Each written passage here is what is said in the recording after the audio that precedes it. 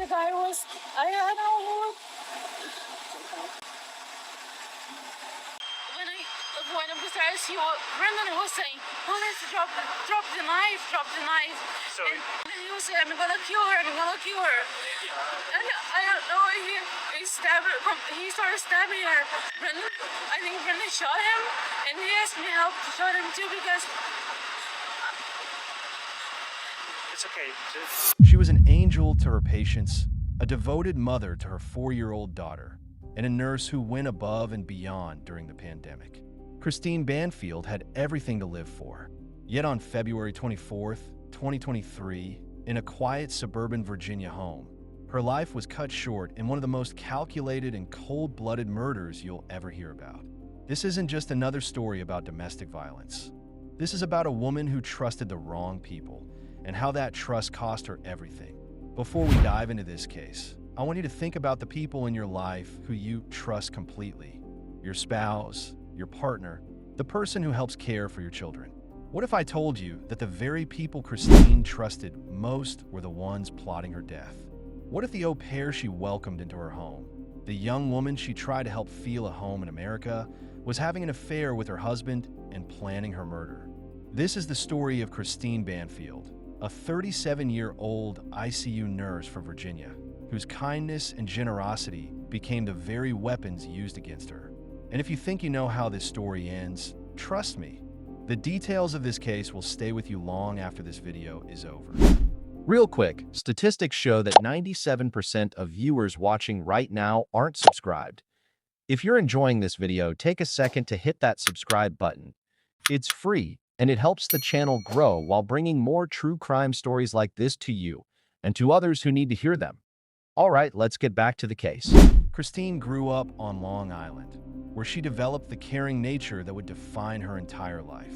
After graduating from Quinnipiac University with a nursing degree in 2007, she dedicated herself to helping others heal. Those who knew her described her as someone who genuinely cared about every single patient she encountered. During the COVID pandemic, when healthcare workers were pushed to their limits, Christine went above and beyond. Rodrigo Valderrama, a COVID patient at the suburban Virginia hospital where Christine worked, remembers waking up from a weeks-long coma to see her kind face beside his bed. "She was an angel for me," he recalls. "She shaved me. She helped me set up a Zoom call with my family." This wasn't just professional courtesy. This was Christine's character. She saw people, not just patients. Christine had built what appeared to be a perfect life with her husband Brendan Banfield, an IRS Criminal Division special agent. Together, they had launched a children's math tutoring center in Mauritius, New York, before moving to Virginia in 2019 with their newborn daughter Valerie. Christine was active in her neighborhood Facebook group, seeking recommendations for backyard landscapers, looking for a doll hospital to repair her daughter's toys, and finding boarding for the family husky. She was living the American dream, a successful career, a loving marriage, and a beautiful daughter. But underneath this perfect facade, something terrible was taking shape. In 2021, Christine and Brendan decided to hire an au pair to help with their then 3-year-old daughter. They had previously employed another Brazilian nanny, and when they made contact with 22-year-old Juliana Perez Magalhães, it seemed like another perfect match. Juliana had just graduated from nursing school in Brazil and was excited about the opportunity to travel, learn English, and work with Christine, who shared her professional background. A friend from Brazil later said, Juliana wanted to travel and learn English. She was excited because she just graduated from nursing classes and was coming to live with a nurse. So they had so much in common. Christine, true to her caring nature, wanted to make sure Juliana felt welcome. She even asked Rodrigo Valderrama to recommend restaurants in the area, telling him she wanted the au pair to feel at home. For a while, everything seemed to work perfectly. Juliana appeared happy in Virginia, settling into the family routine and helping care for little Valerie. But by August 2022, just over a year after Juliana's arrival, something had changed. Brendan Banfield, the man who had sworn to love and protect Christine until death do them part, had fallen for their young au pair. According to prosecutors, by August 2022, Brendan had begun expressing his desire to be rid of his wife. Think about that for a moment. While Christine was working long shifts as an ICU nurse, caring for the sickest patients, and coming home to love her family, her husband was already planning her death. The relationship between Brendan and Juliana wasn't just an affair, it was a conspiracy. Text messages found on Juliana's phone revealed intimate details about her new love. Police discovered photos of the couple on a trip to New York City, lingerie strewn on Brendan's bed, and evidence of their secret relationship developing right under Christine's nose. But this wasn't going to be a simple case of asking for a divorce. Brendan Banfield was a federal agent who understood how investigations worked. He knew that a straightforward murder would point directly back to him. So he devised a plan so twisted, so calculated, that it's almost impossible to comprehend. Records show that in late 2022, nearly 2 months before the murders, Brendan and Juliana visited a firing range together. Brendan later returned to purchase a Glock 43X, the same gun that would later be used in the murders. They were literally practicing for Christine's death. In the weeks leading up to February 24th, 2023, Brendan created a profile on a website for bondage and roleplay enthusiasts. Using this profile, he began communicating with a man named Joe Ryan, a 39-year-old who had no idea he was being lured into a trap. Days before the killings, Brendan directed Juliana to pose as Christine and called Joe on an encrypted messaging app to confirm details of what Joe believed would be a consensual sexual encounter involving restraints, her clothing being cut off with a knife, and other violent roleplay. Joe Ryan was completely innocent in all of this. His friend Zulu Bay later described him as someone who took in the dogs that had no chance of being adopted and just loved the hell out of them. Joe thought he was meeting a consenting adult for roleplay. Instead, he was walking into his own execution.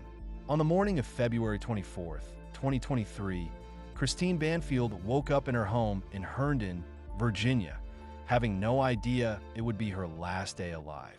At 7:17 a.m., according to prosecutors, Brendan was waiting at a nearby McDonald's for Juliana to call when Joe Ryan arrived at the house for what he believed was a pre-planned encounter with Christine. But Christine wasn't expecting Joe Ryan. She had no idea about the bondage website, the encrypted messages, or the role-play scenario her husband had arranged using her identity. When Joe arrived, he found Christine alone, confused, and vulnerable. The exact sequence of events in that bedroom will haunt you. According to the prosecution's case, Brendan and Juliana entered through the basement, leaving 4-year-old Valerie downstairs while they climbed to the second floor. Brendan allegedly called out police officer before shooting Joe Ryan in the head. Then, while Joe lay bleeding, Brendan turned on his wife, the woman who had loved him, trusted him, and built a life with him, and stabbed her in the neck. Juliana then shot Joe Ryan again after allegedly seeing him moving on the floor, ensuring he couldn't survive to tell the truth about what really happened. When police arrived, they found what they described as an appalling scene. Christine was naked except for her socks, bleeding from fatal stab wounds to the neck. She died later that day at the hospital. Joe Ryan's body lay nearby with gunshot wounds to the head and chest. Also at the blood-smeared scene were a bloody knife, 2 handguns, and a bag filled with fetish accessories that had been planted to support the story Brendan and Juliana were about to tell. 4-year-old Valerie was found unharmed in the basement, but can you imagine the trauma this child endured? Losing her mother in such a violent way, with her father as the perpetrator? It was Juliana who made 2911 calls that morning, alerting police to the scene. During a 9-hour interview at the police station, she told what seemed like a compelling story of self-defense. Everything happened too fast. I just wanted to take her to the zoo this morning. Can you go with Officer Battalion really quick? Why don't you come with us? No. He has some stickers for you. I was going to take her to the zoo this morning. And then I forgot the lunch we were gonna bring. I turned around, came back here. And then, I saw this car. You don't know who that? Do you know who the person is? I have no idea. And then I was on his car to call her to see what's going on because it's early in the morning, like who was here? And then he was straight to voicemail. I called Brendan, it's her husband, he's up there. I told him, I see a strange car, but I don't know who is that. Can you please come here? I'm scared. I was in the car. And then he came here, and then we went inside. The guy, I don't know who he is, he was spanking hair. I was just here. Were you here when it happened, or did you walk up in there and No, yeah, he went upstairs first, and then I went to see what's going on. I left the basement, and then when I went upstairs, Brendan was saying, "Oh, let's drop the knife." So, Brendan's a police officer. Yeah, he's an officer. Is he with Fairfax? No? Where is he an officer? I don't know. I think it's Fields office in Vienna. Vienna? Yeah. Okay. 1 second. I'm gonna get. Okay. Anything else right now? Not right now. The guy who shot is they think a Vienna police officer. So we got to think about that. That was because they were yelling at each other. He was saying like, drop the. I'm sorry, my first thing was just. No, you're doing really well. He was saying drop the. Oh. The knife or the gun? The gun. Yeah, and Brendan said, "No, police, don't drop the knife." And then he was saying, "I'm gonna kill her. And I don't know. He started stabbing her. I think Brendan shot him, and he asked me how to shot him too because. It's okay. You don't have to get it all out right now. I never saw her before. Like. You didn't see the girl before either? So the guy and the girl you don't know? She's my boss. Okay. But I never seen it before. Like, it's a lot of fun. Okay. She claimed she was in a car with a baby outside the house when she saw a man carrying a bag enter the front door. She said she called Christine, and when Christine didn't pick up, she called Brendan, who had already left for work but quickly returned. According to Juliana's initial story, she and Brendan walked into the bedroom to find Joe Ryan standing over a kneeling Christine with a knife to her throat. She claimed Brendan shot Joe in the head with his service revolver and shouted for her to get another weapon from the bedroom safe. Fearful that Joe would attack again, she said she pointed the gun at him and fired the bullet that pierced his heart. It was a carefully crafted lie, designed to paint them as heroes who interrupted a home invasion and killed an intruder in self-defense. But police weren't convinced. I suspected, I had a feeling that there was a lot more to what met the eye that morning.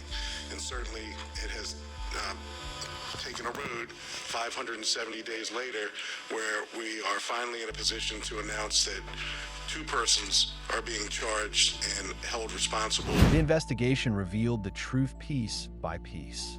The text messages between Brendan and Juliana, the photos from their New York trip, the lingerie in Brendan's bedroom, the visits to the firing range, the bondage website profile, the encrypted messages with Joe Ryan. Every piece of evidence pointed to the same conclusion. This wasn't self-defense. This was murder. On October 13th, 2023, Juliana Perez Magalhães was arrested and charged with second-degree murder in Joe Ryan's death. But the investigation wasn't over. Nearly a year later, on September 16th, 2024, Commonwealth's attorney Steve Descano announced that Brendan had been indicted for murder in the deaths of both Joe Ryan and Christine. Pleased to announce that due to the hard work of police and prosecutors, the Commonwealth's Attorney's Office has secured an indictment against Brendan Banfield for the murder of his wife Christine and the murder of Mr. Ryan. Fairfax County police officers took Brendan Banfield into custody, and he's been brought to the same adult detention center where Juliana Perez Magalhães has been since last year when she was arrested for the murder of Mr. Ryan.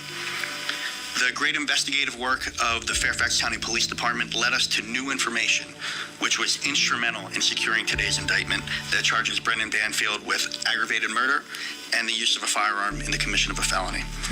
The relationship between Brendan and Juliana began to crumble once she was behind bars. In recorded jail calls, the facade of their great love affair fell apart. In one call, Juliana can be heard saying, "I hope you're not just staying with me because you are afraid I'm going to turn against you." In another conversation found on Brendan's mother's phone, prosecutors say Brendan complained that the nanny couldn't keep her goddamn mouth shut on calls from jail. These weren't the words of lovers who had killed for passion. These were the words of co-conspirators who were starting to panic. On October 29th, 2024, just days before her murder trial was scheduled to begin, Juliana Perez Magalhaes struck a deal with prosecutors. She pleaded guilty to manslaughter and agreed to cooperate with authorities in exchange for a reduced sentence. Her sentencing was originally scheduled for March 21st, 2025, but has been pushed back to December 19th, 2025. She remains in custody awaiting sentencing. As I'm recording this video, Brendan Banfield remains in custody at the Fairfax County Jail awaiting trial. Unlike many murder defendants who are released on bond, Brendan has been denied bond entirely and is being held without bail. The court clearly considers him either a flight risk or a danger to the community. His trial has been rescheduled for October 20th, 2025. Just recently, in a significant development, a Virginia judge ruled that a recorded interview from Brendan Banfield's young daughter cannot be used as evidence in his trial. This decision protects the child from further trauma while also removing what could have been crucial testimony from the prosecution's case. The court system is trying to balance the need for justice with protecting an innocent child who has already endured unimaginable trauma. Let's talk about what this case teaches us about domestic violence and betrayal. Christine Banfield did everything right. She was a dedicated professional, a loving mother, and a caring wife.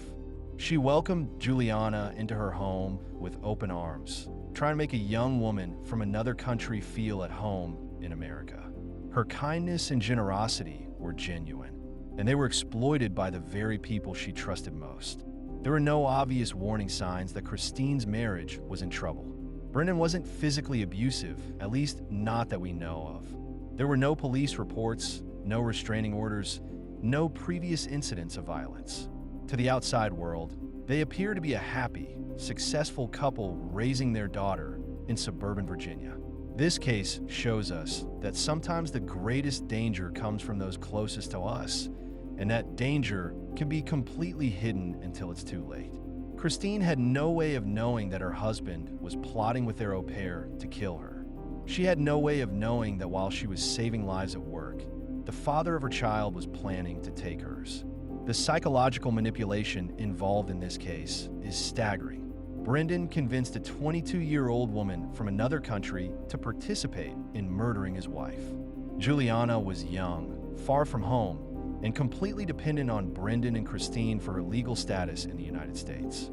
The power dynamic was incredibly unbalanced, and Brendan exploited that to turn her into an accomplice. But let's be clear about something. Juliana Perez Magalhaes is not just a victim in this case. She made choices. She chose to have an affair with her employer's husband. She chose to participate in planning Christine's murder. She chose to pull that trigger. While the power dynamic may have influenced her decisions, she still bears responsibility for her actions. The victims in this case are Christine Banfield and Joe Ryan, two people who died because of someone else's greed and selfishness. Christine died because her husband wanted to be with another woman and didn't want to go through the inconvenience of a divorce. Joe Ryan died because he was used as a pawn in someone else's twisted game. Christine's legacy lives on through the patients she saved, the colleagues she inspired, and the daughter she loved. Rodrigo Valderrama, the COVID patient whose life she touched, said it best. She was unique. Joe Ryan is remembered by his friend Zulu Bay as someone who gave love freely to those who needed it most. As for little Valerie, now 6 years old, she's growing up without her mother, with the knowledge that her father is accused of murdering the woman who gave her life. The long-term psychological impact of this trauma cannot be measured, but we can only hope that she receives the support and love she needs to heal from this unimaginable loss. This case also highlights the vulnerability of au pairs and domestic workers. Young women from other countries come to America seeking opportunity and experience, often putting themselves in incredibly vulnerable positions. They live in their employers' homes, depend on them for housing and legal status, and are often isolated from support systems. The power dynamic between employer and employee is already unbalanced.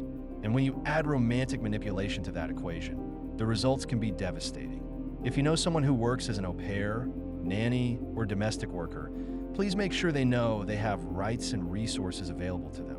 Organizations like the National Domestic Workers Alliance provide support and advocacy for domestic workers who may be experiencing abuse or exploitation. For those of us watching this case unfold, it serves as a reminder that evil can hide behind the most ordinary facades. Brendan Banfield was a federal law enforcement officer, someone we're supposed to trust to uphold justice. Christine was a healthcare hero who saved lives during a global pandemic. From the outside, they looked like pillars of their community. The truth is that domestic violence and intimate partner homicide can happen to anyone, regardless of education, income, profession, or social status. It can happen even when there are no obvious warning signs, even when the relationship appears healthy to outsiders, even when the victim has done absolutely nothing wrong. Christine Banfield's story is a tragedy that should never have happened. A woman who dedicated her life to healing others was killed by the person who should have protected her most. Her 4-year-old daughter lost her mother to her father's greed and selfishness. An innocent man lost his life because he was used as a prop in someone else's murder plot. But Christine's story is also a reminder of the good that exists in this world. She was someone who saw the humanity in every patient, who went out of her way to help a young woman from another country feel at home, who built a career around healing and helping others. Even in death, her story continues to impact people, raising awareness about domestic violence and intimate partner homicide. As we wait for justice to be served in this case, we remember Christine Banfield not just for how she died, but for how she lived. She was a healer, a mother, a friend, and a woman who made the world a better place simply by being in it. Share this video with someone who needs to hear Christine's story. Comment your thoughts below, and let's continue the conversation about how we can better protect vulnerable people in our communities. Together, we can honor Christine's memory by working to prevent tragedies like this from happening to other families. Christine Banfield deserved so much better than the hand she was dealt. But her legacy of compassion and healing will live on long after the headlines fade and the trials end.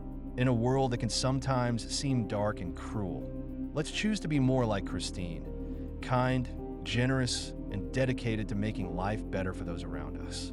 That's the best way we can honor her memory and ensure that her death was not in vain. If you made it to the end, thank you for watching. If this story resonated with you, please consider subscribing, liking the video, and sharing your thoughts in the comments. It helps us keep telling the stories that matter and make sure they reach the people who need to hear them.